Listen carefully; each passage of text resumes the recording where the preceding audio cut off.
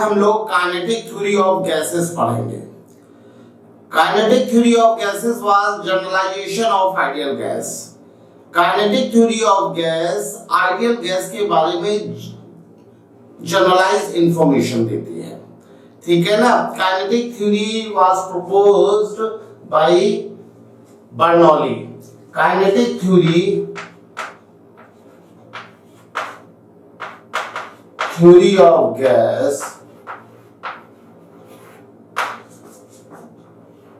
of gas was proposed by Bernoulli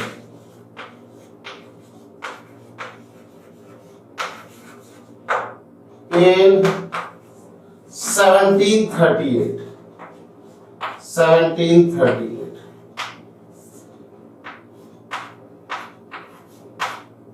It was generalization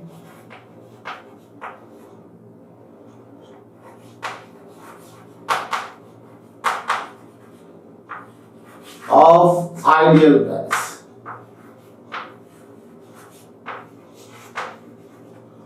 kinetic theory of gas ideal gas के बारे में generalised theory थी।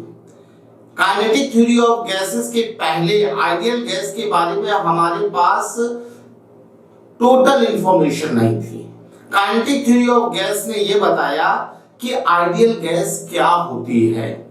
इसे 1738 में बर्नौली ने प्रपोज किया था, ठीक है ना।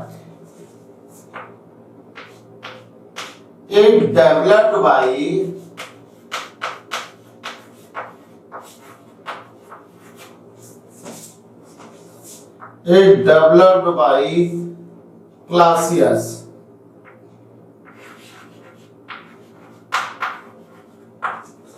Croning,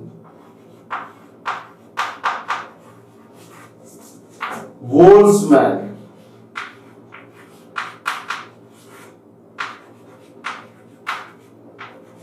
and Maxwell.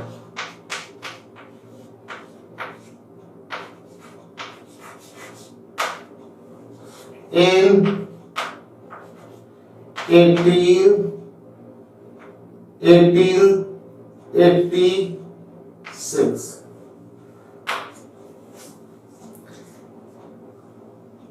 Kinetic theory सबसे पहले तो किसने दी थी? बर्नौली ने दी थी 1738 में, लेकिन इसे पूरी तरह से डेवलप किया था इन साइंटिस्ट ने, क्लासियस, क्रोनिंग, बोल्ट्जमैन एंड मैक्सवेल ने 1886 में, ठीक है।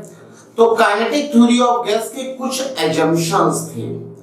उन एजम्पशंस में आइडियल गैस को पूरी तरह से डिफाइन किया गया था। पहला एजम्पशन क्या था कि भाई जो आइडियल गैस के मॉलिक्यूल्स हैं, मॉलिक्यूल्स, एटम में जो भी पार्टिकल्स हैं, उन पार्टिकल्स का वॉल्यूम गैस के खुद के वॉल्यूम के कंपैरिजन में नेग्लिजिबल होगा। और गैस का खुद का वॉल्यूम क्या होगा? गैस जिस कंटेनर में रखी जाती है उसके पूरे वॉल्यूम को ऑक्युपाई कर लेती है। तो पहला एजम्पशन था volume of gaseous particles is negligible in comparison to its volume। Gas के खुद के वॉल्यूम में के रिस्पेक्ट में गैस का जो मॉलिक्यूल्स का वॉल्यूम होगा वो नेग्लिजिबल होगा। दूसरा एजम्पशन क्या था कि गैस के जो मॉलिक्यूल्स होंगे वो रिजिड होंगे, उनका आपस में कोलिजन और गैस मॉलिक्यूल का कंटेनर की वॉल से कोलिजन परफेक्टली इलास्टिक होगा। परफेक्टली इलास्टिक मतलब there is no loss of kinetic energy, kinetic energy का कोई लॉस नहीं होगा। थर्ड एजम्पशन क्या था? There is no force of attraction between gaseous particles, gaseous molecules और एटम। पार्टिकल हम इसलिए बोल रहे हैं क्योंकि गैस में मॉलिक्यूल भी हो सकता है, एटम भी हो सकता है, जैसे हीलियम। हीलियम क्या है? मोनोएटॉमिक गैस है। तो गैस के पार्टिकल्स के बीच में कोई फोर्स ऑफ अट्रैक्शन नहीं होगा। आइडियल गैस हम उसे बोलेंगे जिनके पार्टिकल्स के बीच में कोई फोर्स ऑफ अट्रैक्शन नहीं होगा। नेक्स्ट अजम्पशन क्या था? there is no effect of gravity on gaseous molecule. Gaseous molecules में ग्रेविटी का कोई इफेक्ट नहीं होगा. ग्रेविटी का इफेक्ट नहीं होगा, इसका मतलब क्या होगा कि होल कंटेनर में, पूरे कंटेनर में गैस मॉलिक्यूल्स का डिस्ट्रीब्यूशन सेम होगा, जिसकी वजह से गैस मॉलिक्यूल्स पूरे कंटेनर में सेम प्रेशर एक्सर्ट करेंगे. नेक्स्ट अजम्पशन क्या था? Kinetic energy of gas molecule is directly proportional to absolute temperature. ये हमारी काइनेटिक थ्योरी ऑफ गैस के अजम्पशंस थे.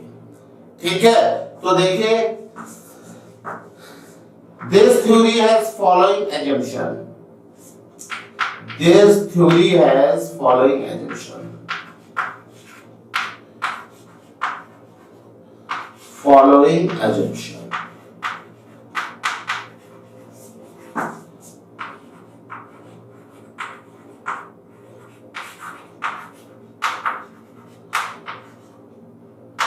Number one,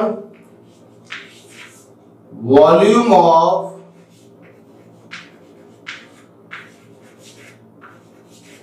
gaseous particles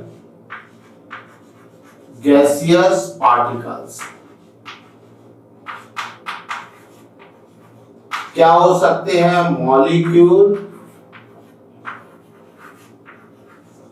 atoms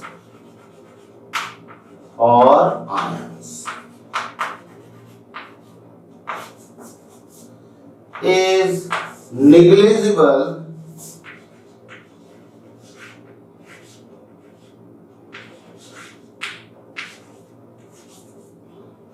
with respect to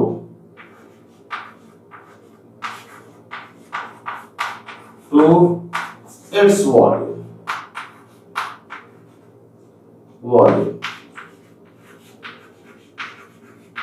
मतलब गैस के मॉलिक्यूल का जो वॉल्यूम होगा वो अपने खुद के वॉल्यूम, गैस का खुद का वॉल्यूम क्या होगा?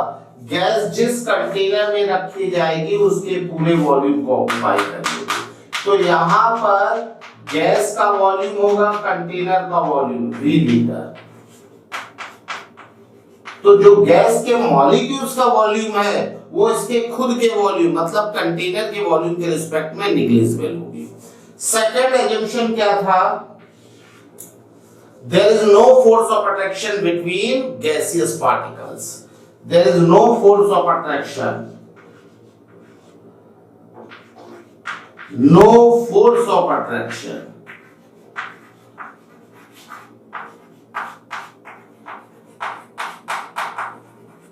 between gaseous particles.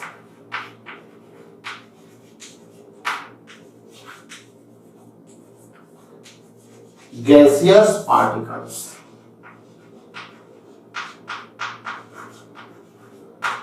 मतलब गैस के पार्टिकल्स के बीच में कोई फोर्स ऑफ अट्रैक्शन नहीं होगा.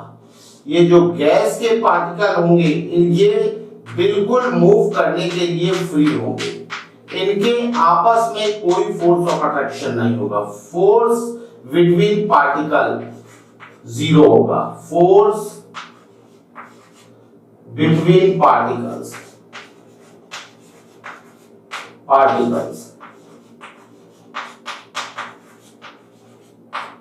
is equal to 0.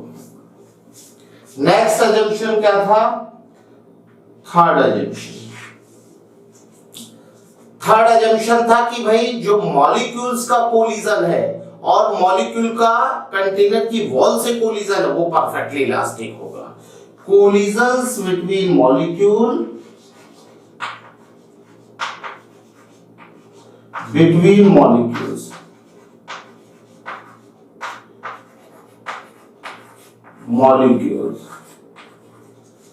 and molecules with wall of container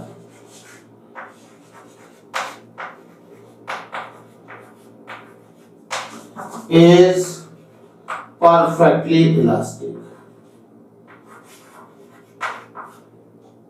Perfectly elastic. देखिए जो कोलिजन ये जब मूव करेंगे, रैंडमली मूव करेंगे तो ये आपस में कोलिजन करेंगे। तो ये जो आपस में कोलिजन करते हैं इनके कोलिजन परफेक्टली इलास्टिक होंगे। ये जब आपस में टकराएंगे तो कोलिजन में काइनेटिक एनर्जी का लॉस नहीं होगा, एनर्जी लॉस नहीं होगा। आपस में कोलिजन और मॉलिक्यूल्स का जो कंटेनर की वॉल से कोलिजन है वो परफेक्टली इलास्टिक होगा। परफेक्टली इलास्टिक मतलब there is no loss of energy, ठीक है। और गैस के जो मॉलिक्यूल्स हैं उनका पूरे वॉल्यूम में डिस्ट्रीब्यूशन सेम होगा, मतलब जो डेंसिटी यहां पर होगी वही डेंसिटी यहां पर होगी, ठीक है। नेक्स्ट है fourth, there is no effect of gravity on gaseous molecule. हालांकि ये सब आइडियल बातें हैं, इसीलिए हमने ऐसी गैसेस को आइडियल गैस कहा है, क्योंकि ऐसा कैसे हो सकता है कि गैस मॉलिक्यूल्स का वॉल्यूम आप जीरो मान लें। ऐसा कैसे हो सकता है कि दो मॉलिक्यूल के बीच में कोई भी कॉन्स्टेंट फोर्स ना हो। ऐसा कैसे हो सकता है कि जो कोलिजन है वो भाई ठीक है मॉलिक्यूल्स रिजिड है, आपस में कोलिजन इलास्टिक हो सकते हैं, लेकिन जिस कंटेनर में हमने रखा है हो सकता है कि वो उसकी मेम्ब्रेन परफेक्टली इलास्टिक ना हो। अगर किसी बैलून में हमने गैस को भर रखा है तो बैलून की वॉल तो क्या होगी, फ्लेक्सिबल होगी, तो उसमें परफेक्टली इलास्टिक कोलिजन थोड़े ना होंगे। उसमें जब कोलिजन करेगा तो फिर एनर्जी का लॉस होगा। लेकिन ये हमारे एजम्पशन है फॉर आइडियल गैस, और आइडियल गैस कोई है नहीं, ठीक है ना। तो नेक्स्ट है there is no force of, there is no effect of gravity on gaseous molecule. There is no effect of gravity, effect of gravity, gravity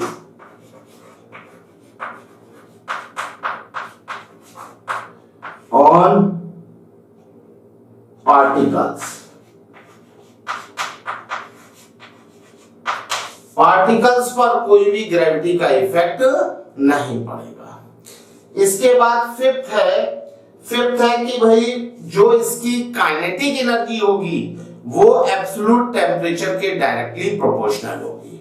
fifth assumption है kinetic energy is directly proportional to absolute temperature in Kelvin। Kinetic energy absolute temperature के proportional होगी, ठीक है। Six assumption है कि pressure of gas in all direction is same. अब pressure of gas सारी direction में सेम कैसे होगा? प्रेशर ऑफ गैस सारी डायरेक्शन में सेम तभी होगा जब यहां पर मॉलिक्यूल्स का हर डायरेक्शन में रैंडम मोशन होगा और उसमें एक दूसरे के फोर्स ऑफ अट्रैक्शन का कोई इफेक्ट नहीं पड़ेगा। मतलब अगर ये वाला पार्टिकल इस डायरेक्शन में जा रहा है तो इस डायरेक्शन में जाते हुए पार्टिकल को कोई दूसरा पार्टिकल अट्रैक्ट नहीं करेगा। इस डायरेक्शन में जाने की प्रोबेबिलिटी और इस डायरेक्शन में जाने की, हर डायरेक्शन में उसके जाने की प्रोबेबिलिटी सेम होगी। मतलब हम ये कह सकते हैं हर डायरेक्शन में वो मूव करने के लिए फ्री होगा, उस पर कहीं कोई दूसरे मॉलिक्यूल का इफेक्ट नहीं होगा। तभी क्या होगा, गैस मॉलिक्यूल्स का हर डायरेक्शन में हर जगह प्रेशर सेम होगा, ठीक है ना। तो नेक्स्ट अजम्पशन है सिक्स अजम्पशन। सिक्स अजम्पशन है pressure of gas, pressure of gas is same in all directions।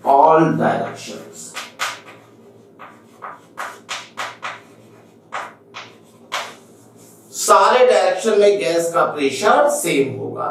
ये हमारे काइनेटिक थ्योरी ऑफ गैस के एजम्पशंस हैं, और ये एजम्पशन है, ऐसी कोई गैस एग्जिस्ट नहीं करती जिसमें सारे एजम्पशन फॉलो होंगे, क्योंकि ऐसा हो ही नहीं सकता है।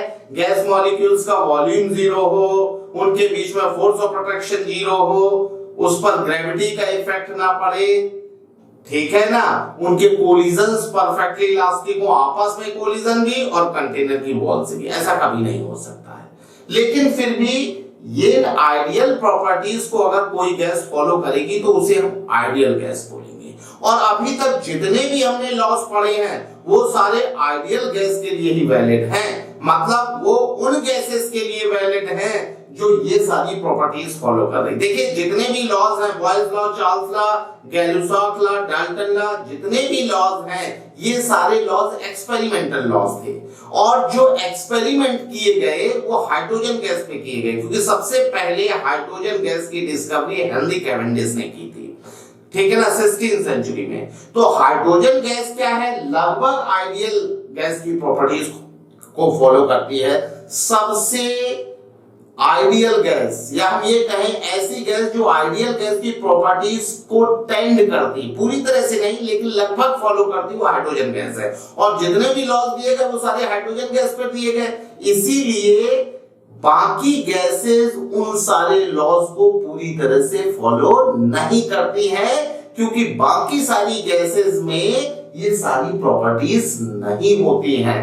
भाई अगर मान लीजिए बड़ा मॉलिक्यूल है तो फिर क्या होगा, बड़े मॉलिक्यूल्स में क्या होगा, कुछ ना कुछ फोर्स ऑफ अट्रैक्शन होगा, ठीक है ना। अगर कोई बल्की मॉलिक्यूल है तो उसमें कुछ ना कुछ फोर्स ऑफ अट्रैक्शन होगा। तो ये हमारे आइडियल गैस के एजम्पशन हैं। अभी इन एजम्पशंस को हम लोग यूज करके कुछ रिजल्ट निकालेंगे, ठीक है।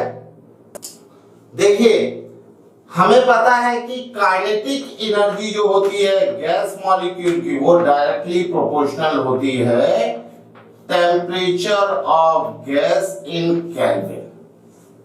ये temperature of gas in kelvin है, लेकिन गैस के मॉलिक्यूल्स जो होते हैं वो रैंडमली मूव करते हैं ऑल डायरेक्शन में, मतलब गैस के मॉलिक्यूल में कोई भी रोक टोक नहीं होती है, वो हर डायरेक्शन में रैंडमली मूव करेंगे।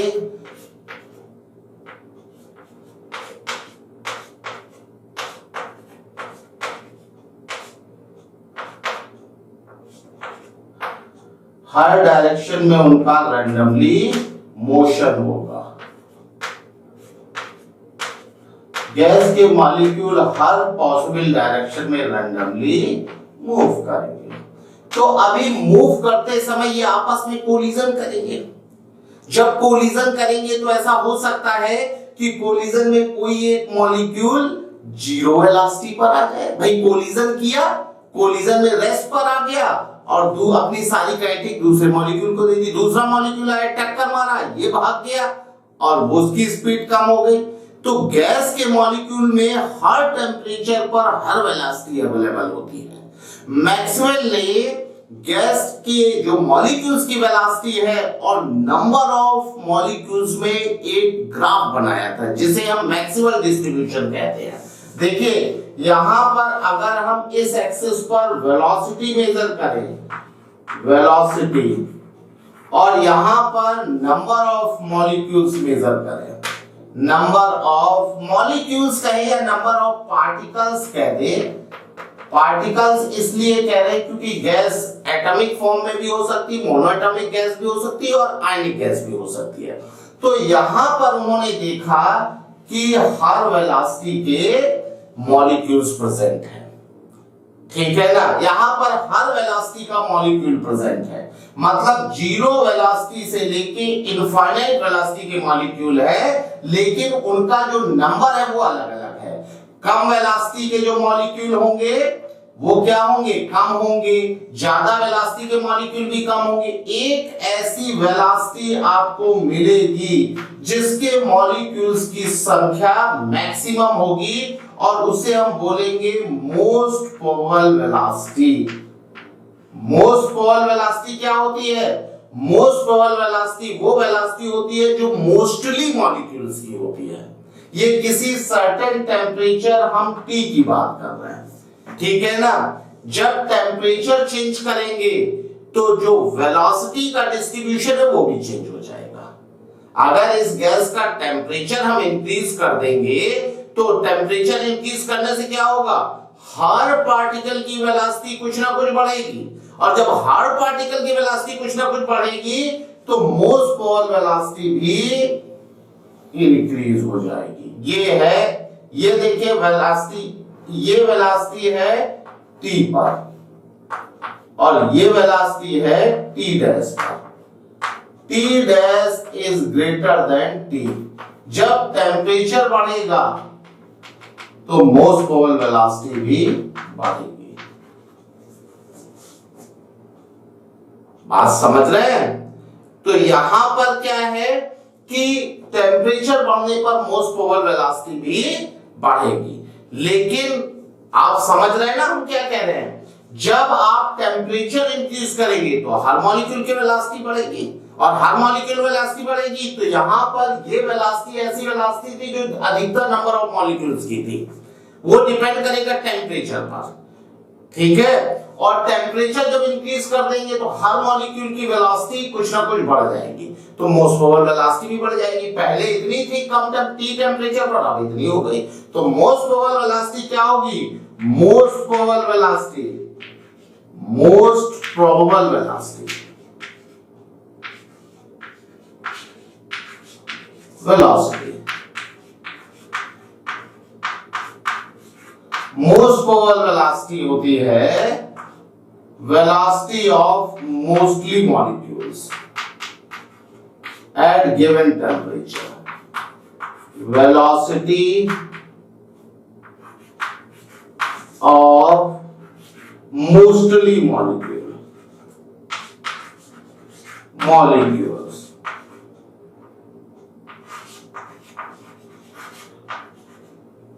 at given temperature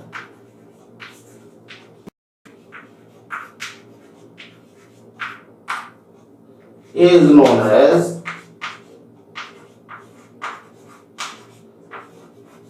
most probable velocity.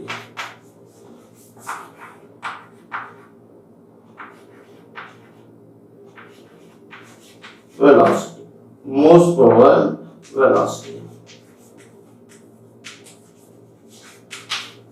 और जो मोस्ट प्रोबेबल वेलोसिटी होती है उसकी वैल्यू होती है √2RT/m। अब ये फॉर्मूला कहां पर से आया है इसको आपको अभी नहीं सीखना है, क्योंकि इस कर्व की एक इक्वेशन होती है और उसका जो मैक्सिमा होता है जिस पॉइंट पर, वो मोस्ट प्रोबेबल वेलोसिटी होती है। अभी ये मैक्सवेल डिस्ट्रीब्यूशन है, इसकी इक्वेशन कुछ बड़ी सी इक्वेशन होगी और उसका आपको मैक्सिमा निकालना पड़ेगा और मैक्सिमा का जो पॉइंट होगा वो मोस्ट प्रोबेबल वेलोसिटी होगी। तो डेरिवेशन से कोई मतलब नहीं, आप डायरेक्ट फॉर्मूला याद रखिए। आप देखिए यहां पर मॉलिक्यूल अलग अलग वेलोसिटी से मूव कर रहे हैं तो उसकी एवरेज वेलोसिटी भी होगी। 0 से लेके इंफिनिटी तक हर वेलोसिटी अवेलेबल है, ठीक है ना। तो एवरेज वेलोसिटी देखिए क्या होगी, average velocity, average velocity, average velocity v average, v average, v average, average velocity तो आप लोग समझ रहे हैं सारे मॉलिक्यूल की वेलोसिटी का सम अपॉन नंबर ऑफ मॉलिक्यूल्स। तो यहां पर v एवरेज क्या हो जाएगा भाई?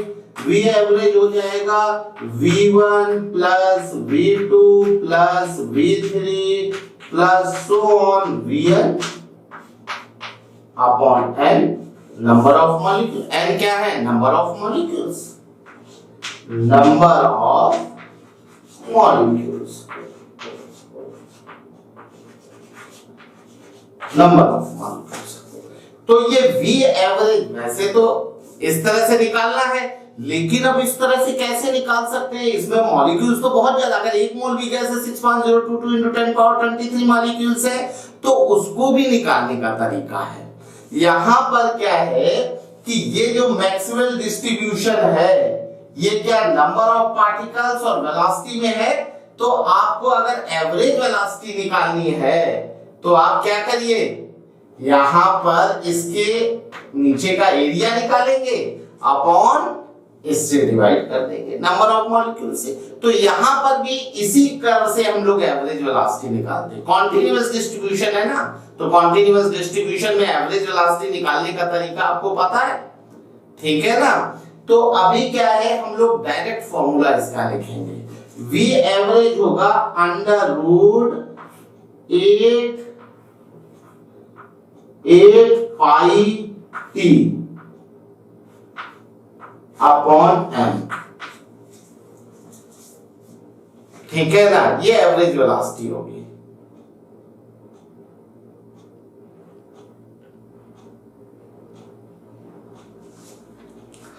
देखिए इसका फॉर्मूला, हम लोग इसका फॉर्मूला डायरेक्ट लिख लेंगे। तो डायरेक्ट फॉर्मूला क्या होगा, under root 8RT upon pi m। ये हमारा एवरेज वेलोसिटी का फॉर्मूला होगा और हम लोग डायरेक्टली इसे याद रखेंगे। एक होती है रूट मीन स्क्वायर वेलोसिटी।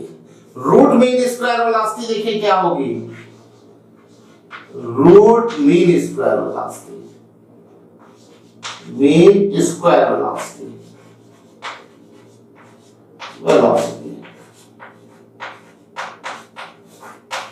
इसको हम लोग बोलते हैं VRMS। VRMS किस तरह से डिफाइंड है, root mean square velocity.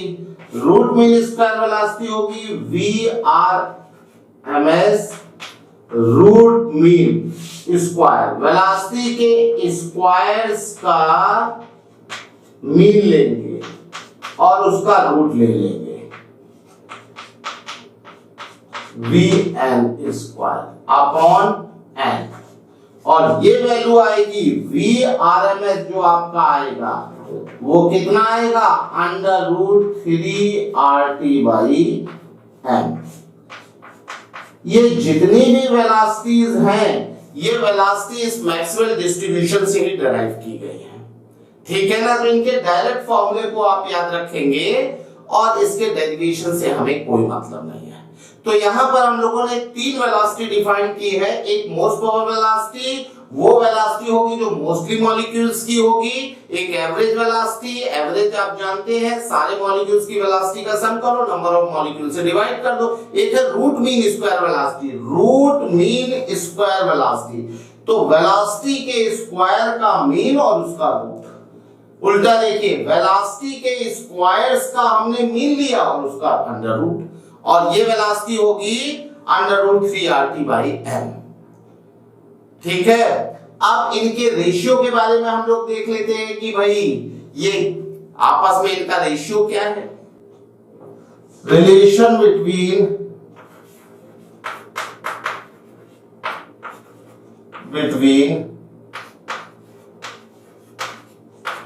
V most power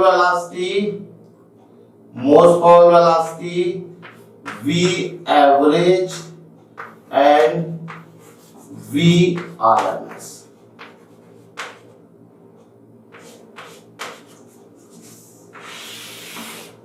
हमें पता है V most power velocity कितनी होती है, under root 2RT by m।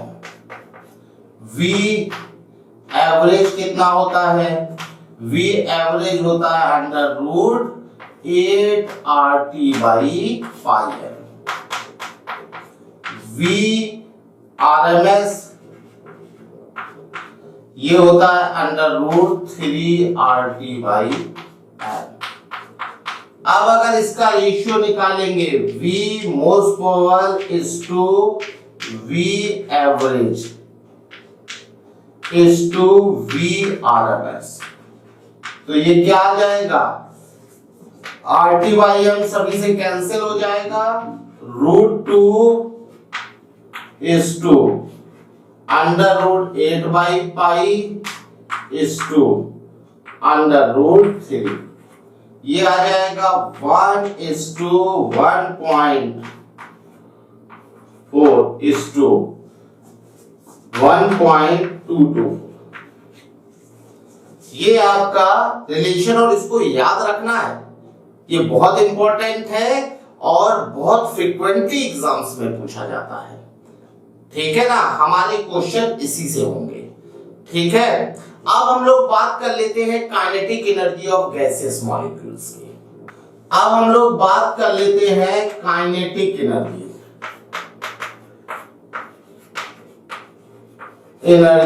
Of gaseous molecules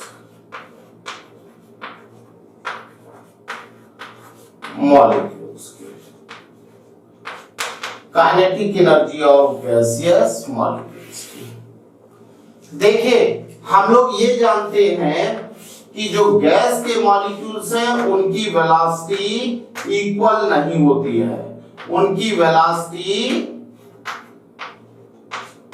0 से इनफाइनाइट हर टेम्परेचर पर होती है।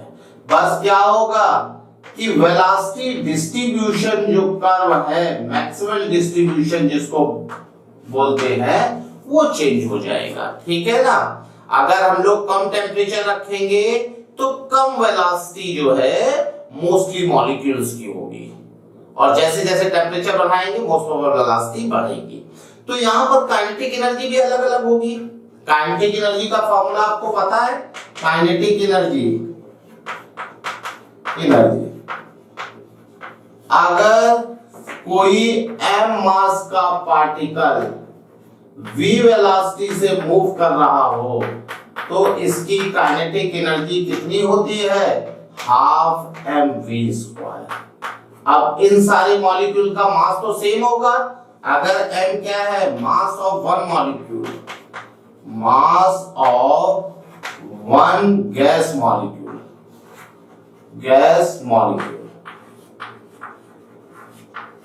ठीक है ना।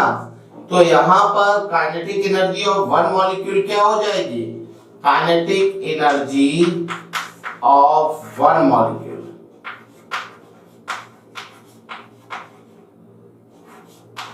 क्या हो जाएगी, हाफ mvi²। vi हमने क्यों लिखा है, क्योंकि हर मॉलिक्यूल की वेलोसिटी अलग अलग होगी। ठीक है ना, तो यहां पर हम एवरेज काइनेटिक एनर्जी की बात करें। अगर हम बात करते हैं kinetic energy of gas molecule, इसका मतलब एवरेज काइनेटिक एनर्जी की बात कर रहे हैं। ठीक है ना, तो एवरेज काइनेटिक एनर्जी क्या हो जाएगी, average kinetic energy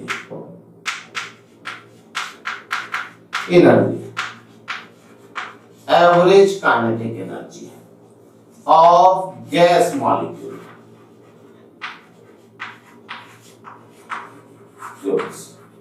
average kinetic energy of gas molecule K is equal to क्या हो जाएगा, half mv1² plus half mv2² plus half mv3² plus so on half mvn² upon n। अब यहां से हम लोग हाफ m कॉमन ले लेंगे तो क्या हो जाएगा, v1² plus v2² plus so on vn² upon n। ये रूट मीन स्क्वायर का स्क्वायर, भाई रूट मीन स्क्वायर वेलोसिटी क्या होती है, Vrms होती है, क्या होती है, Vrms होती है अंडर रूट 3RT/m। ठीक है ना, Vrms का ये स्क्वायर है तो Vrms का स्क्वायर क्या हो जाएगा, ये है हाफ m Vrms का स्क्वायर। ठीक है ना, ये Vrms का स्क्वायर है तो ये आ जाएगा हाफ m इंटू 3RT/m। ये आएगा Vrms का स्क्वायर, और m क्या है, m है मास ऑफ वन मॉलिक्यूल। m क्या है, मास ऑफ वन मॉलिक्यूल। तो यहां पर भाई हम लोग क्या कर सकते हैं, ये है हमारा, तो ये kinetic energy of average kinetic energy of one molecule होगी, average kinetic energy of one molecule. तो average kinetic energy of one molecule आ जाएगा 1/2 mass of one molecule into 3RT/m। अब वन मॉलिक्यूल का मास क्या होगा? अगर GMM आपका कैपिटल M है तो वन मॉलिक्यूल का मास क्या होगा? मास of one molecule, mass of one molecule, one molecule क्या हो जाएगा? m/Avogadro number Na। भाई ये Na मॉलिक्यूल्स का मास होता है, Na से डिवाइड किया वन मॉलिक्यूल का मास आ गया। इसका मतलब small m equal to capital M/Na। ठीक है ना, यहां पर रख देंगे तो 1/2 into capital M/Na into 3RT/m। ये क्या है? Kinetic energy of one molecule, kinetic energy of one molecule.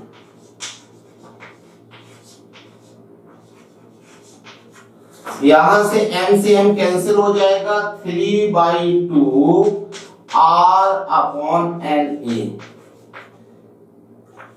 RT। R/Na को हम नया कांस्टेंट बोलेंगे K, बोल्ट्जमैन कांस्टेंट। तो ये हो जाएगा 3/2 K, ये R नहीं होगा, सॉरी, ये 3/2 KT होगा। ये R नहीं होगा, R हमने यहां पे लिख दिया। तो ये 3/2 KT। K क्या है? K है हमारा बोल्ट्जमैन कांस्टेंट।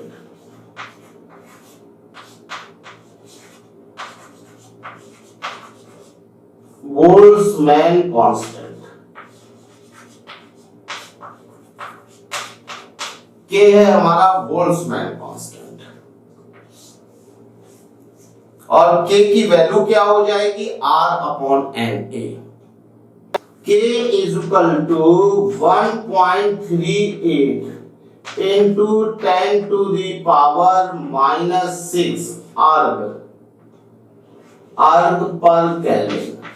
ये K की वैल्यू होगी। ठीक है ना, ये हमारी काइनेटिक एनर्जी आई है पर molecule, kinetic energy of one mole molecule, one mole molecule.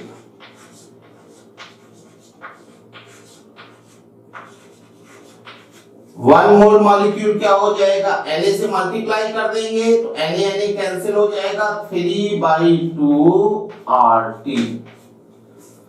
तो ये वन मोल मॉलिक्यूल की काइनेटिक एनर्जी 3/2 RT होगी और वन मॉलिक्यूल की 3/2 KT होगी। और K की वैल्यू R/Na और इसकी वैल्यू 1.38 into 10⁻⁻6 अर्ग पर केल्विन। अब अगर अर्ग को जूल में बदलेंगे तो हमें पता है कि 1 अर्ग इज इक्वल टू 10⁻⁷ जूल। तो यहां पर कितना हो जाएगा? -13, 1.38 into 10⁻13 जूल पर केल्विन। ठीक है, तो ये हमारा काइनेटिक एनर्जी ऑफ गैसेस का डिस्कशन था। अब यहां से काइनेटिक थ्योरी ऑफ गैसेस खत्म होती है और इससे रिलेटेड क्वेश्चन बहुत आसान होते हैं लेकिन बहुत ज्यादा एग्जाम्स में पूछते हैं। ठीक है ना? ठीक है भाई, आज यहीं तक रखेंगे। अगले लेक्चर में हम लोग बात करेंगे रियल गैसेस की, जिसमें हम लोग वन वाले इक्वेशन पढ़ेंगे और रियल गैसेस की और प्रॉपर्टीज की स्टडी करेंगे। ओके, थैंक यू बेटा।